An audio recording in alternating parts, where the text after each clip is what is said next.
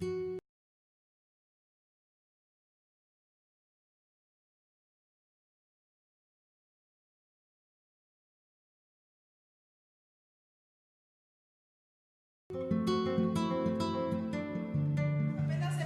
les decía que en el programa vienen muchos subtemas. Si ustedes ven hoy, el tema es el Sistema Nacional Anticorrupción y en particular el papel que juega la Auditoría Superior de la Federación. ¿Se acuerdan que todo nuestro proyecto gira en torno a la Contraloría Social y a la Auditoría Social, que ya hemos hablado, lo hemos mencionado en algunos momentos? Los compañeros que vienen hoy con nosotros vienen de una organización que se llama FUNDAR, Centro de Análisis e Investigación. Esta organización es la que ha estado desde hace más de 10 años, 15 llevan casi. 18 ya. 18. Trabajando transparencia en México, y ellos son los que han logrado las leyes, que las leyes tengan la voz ciudadana, que las leyes reflejen las necesidades de la población, sobre todo las leyes de transparencia, y han estado ambos en todo el cabildeo de las 7 leyes del Sistema Nacional Anticorrupción, para que en este país las leyes nos ayuden a ser más transparentes, ya que los servidores públicos realmente rindan cuentas. Entonces tenemos de verdad la fortuna de que hoy nos acompañen ellos y nos transmitan lo que saben muchísimo. Entonces, sin más, les presento a Diego de la Mora y a Oscar Arredondo, de Fundar, que van a trabajar con ustedes los primeros. Oscar fue quien estuvo en esas discusiones sobre las leyes y la construcción de este sistema que pues es bastante prometedor, ¿no? Para paliar uno de los más grandes problemas que hay en México, como ustedes saben, que es el Sistema Nacional Anticorrupción. Y como bien dice Mayli, Oscar sabe mucho del sistema, además es abogado y les va a poder transmitir todo ese conocimiento, pero como buen abogado, habla en lenguaje de abogado de repente. Entonces les pido por favor que si hay conceptos que parezcan difíciles, pregunten, ¿no? Para que los tratemos de explicar en el lenguaje más sencillo posible.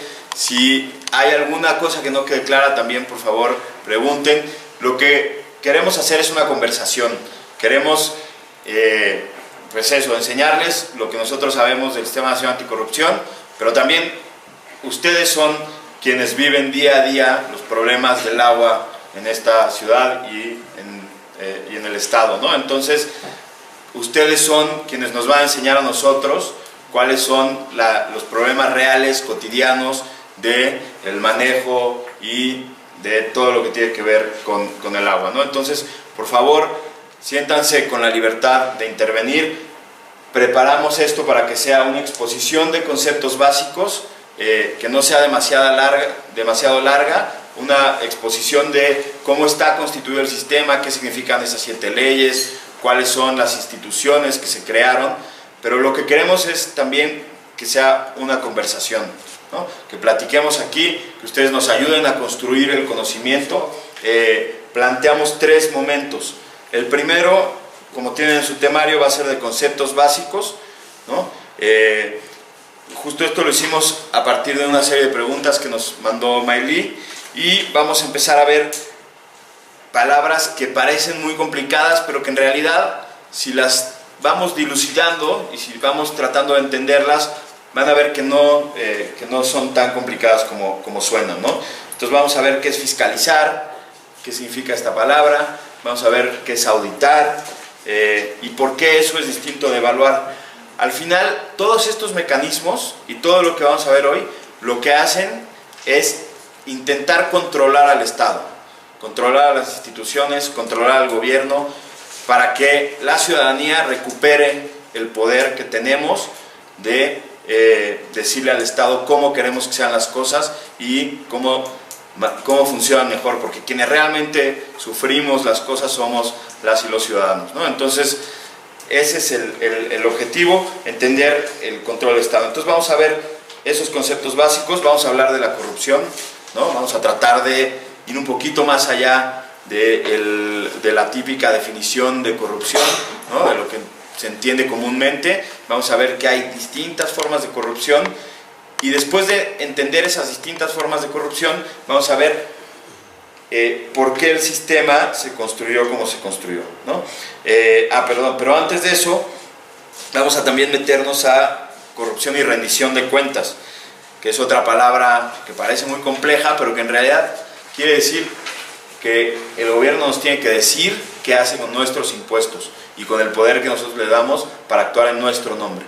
Entonces van a quedar más claros estos conceptos más adelante, pero vamos a ir platicándolos, ¿no? Y después justo vamos a ver cuál es nuestro papel como ciudadanas y ciudadanos en el combate a la corrupción. ¿Qué le podemos exigir al gobierno? ¿Qué le tenemos que exigir en ciertos casos? Y cómo nos tendría que responder desde este nuevo sistema, ¿no? Vamos a hablar de delitos, cuáles son los delitos de corrupción y cómo se diferencian de otro tipo de faltas administrativas, ¿no? Y quién tendría que sancionar a las personas que cometen delitos o faltas administrativas, ¿no? Después vamos a ver cómo se conforma el nuevo sistema nacional anticorrupción, qué instituciones se crean varias instituciones nuevas, otras se transforman y adquieren nuevas funciones. Entonces vamos a hablar también de eso. Y por último, vamos a hablar de la Auditoría Superior de la Federación, que es la institución encargada de fiscalizar y de auditar al gobierno. Entonces, digamos que es una institución que además no está en el Poder Ejecutivo, no está, digamos, en la administración pública federal, sino en el Congreso. Entonces, ya Oscar les explicará cómo esto es parte de un diseño para que también desde el gobierno haya controles, ¿no? Haya pesos y contrapesos. Entonces, para que no todo el poder y las decisiones los tenga el Ejecutivo, se diseñan instituciones que le hacen contrapeso, ¿no? Entonces vamos a ver también eso. Y justo la idea que tenemos es hacer exposiciones más o menos breves para que después podamos conversar y resolver todas las dudas que ustedes pudieran tener. Entonces esa es la dinámica que les proponemos. Si ustedes quieren modificarla, es el momento de decirlo, pero pensamos que esto puede funcionar bien y que puede ser un diálogo muy rico entre nosotros, ¿no?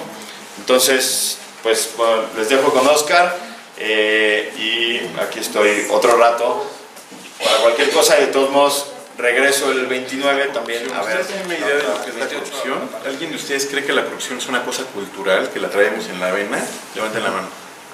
Nadie. El presidente Peña Nieto cree eso. Sí. ¿Saben qué cree eso? ¿Por qué el presidente Peña Nieto cree eso? Porque esa es Porque él es... Porque es su cultura, porque lo ha visto, porque ha visto qué sucede, porque ha estado muy cerca del grupo de poder y porque en el grupo de poder la corrupción es una situación que sucede de manera común, ¿no? ¿Y por qué sucede de manera común y por qué él cree que es cultural? ¿Qué es lo que pasa en la administración pública para que la corrupción se vuelva una costumbre? vivirla. Sí, pero ¿por qué la pueden vivir? ¿Por qué pueden abusar de lo público? ¿Por qué pueden abusar? Porque no son. ¿Por qué? Porque lo tienen ahí. Porque funciona, porque tienen el poder. ¿Por qué? Por miedo, porque si eres un funcionario menor no vas a... El funcionario menor no puede denunciar al de arriba y si lo denunciara, ¿qué pasaría? No hay castigo. No hay castigo. Entonces no se trata de que la corrupción sea cultural, sino que la corrupción sucede porque no hay castigo.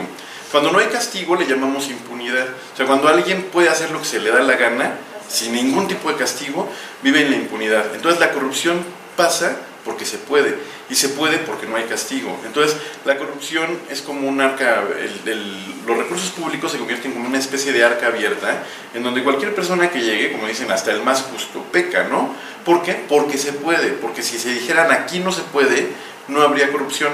Los países más importantes en el manejo del gasto público, los países más desarrollados en políticas públicas, no tienen sistemas anticorrupción, tienen leyes que se aplican y esas leyes funcionan.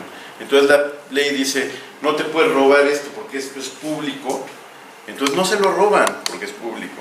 Aquí, ¿qué te dice la ley? tienes la posibilidad de manejar estos recursos con discrecionalidad y decidir si se lo das a tu compadre o se lo das a tu comadre y das un contrato y a ver cómo te rinde cuentas. Este es dinero público, pero mientras tú estés aquí haciéndote cargo de la administración de este estado o de esta comunidad, tú eres el Estado, ¿no? Todo está en tus manos. Entonces, realmente tenemos que ver a la corrupción no como un problema cultural, sino como un problema legal. O sea, por eso cuando la gente dice es que no hay antídoto contra la corrupción es un problema que ya está en nuestra sangre y la corrupción está en todo y está en todos, no es cierto. La corrupción es un problema de falta de aplicación de la ley y sobre todo de falta de contrapesos, porque si tú tienes a una persona que está administrando, tienes que tener una persona que vigile cómo esa persona te administra y esa persona que administra tiene que rendirte cuentas, ¿no? Entonces, para que haya sanciones también tiene que haber a quién rendirle cuentas y también tiene que haber una clara apropiación de lo que son los conceptos del Estado, porque en la medida en la que el corrupto se hace de la institución y abusa del recurso público porque no tiene ningún tipo de sanción, y ese corrupto, su función es darnos un servicio a nosotros como destinatarios de ese servicio vamos a ver que no funciona, que no nos llega, que no podemos exigir nada, que no podemos denunciar porque no hay leyes que tengan tipificada esa conducta, o a lo mejor el corrupto también tiene a su gente en la institución sancionatoria y por lo tanto tampoco puedes hacer nada, ¿no? Entonces, el problema que tenemos es que nos sentimos muy asqueados, repudiamos al servidor público, repudiamos la política, repudiamos el gobierno, tomamos distancia, decimos ellos no nos sirven para nada, no vamos a lograr nada, y en la medida en la que nosotros empezamos a hablar del burócrata como el corrupto y del servidor público como el que solamente roba y nos desinteresamos, en vez de castigarlos con esa actitud, les damos una cancha mucho más abierta para que sigan, porque entonces nosotros nos olvidamos de a quién tienen que rendirle cuentas, y a quien tienen que rendirle cuentas es a nosotros, y no porque nosotros queremos decirlo porque es un concepto romántico, sino porque es verdad. O sea, nosotros somos el Estado. La teoría del Estado nos dice que nosotros somos la parte fundamental del Estado, porque se compone de tres componentes, ¿no? Uno es el territorio, nuestras playas, nuestras costas, nuestras fronteras, Estados Unidos, Guatemala, todo ese territorio donde nosotros nos desempeñamos es México, es nuestro Estado. Otro es la población que está ahí, o sea, nosotros conformamos a México, nosotros somos México. Y otra es la forma de administración que decidimos tener, que de acuerdo a la Constitución es una forma de administración representativa, democrática, plural, bla, bla, bla, que se compone por diputados, por senadores, por un presidente y por 3 poderes de la Unión. Pero esa es una decisión del pueblo, ¿no? Es la decisión del pueblo. Entonces el pueblo es el Estado. Y el artículo 39 de la Constitución, que es el artículo más bonito de la Constitución, dice: el pueblo tiene en todo momento el derecho de hacer lo que quiera con el país, para ordenarlo, para cambiarlo y para dirigirlo, ¿no? Entonces somos, digamos, los mandantes, y por eso ellos les decimos los mandatarios, porque nosotros mandamos y ellos tendrían que obedecer.